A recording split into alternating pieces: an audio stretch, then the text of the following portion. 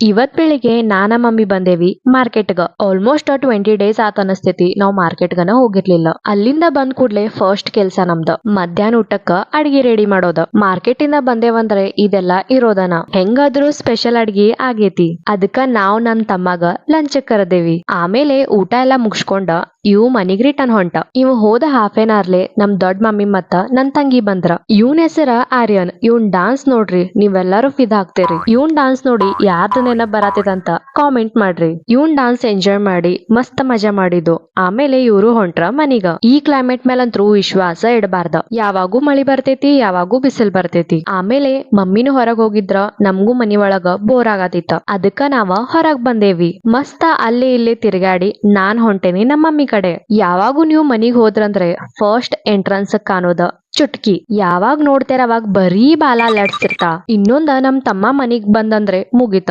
ಈಕಿನ್ happiness full high level ಇರ್ತೈತಿ. ಇವ್ರದ್ ಆಟ ಅಂತೂ ಹಿಂಗ ಕಂಟಿನ್ಯೂ ಇರೋದ. ನಾವು ನೆಕ್ಸ್ಟ್ ವ್ಲಾಗ್ನಾಗ ಮೀಟ್ ಆಗೋಣ. ಬಾಯ್.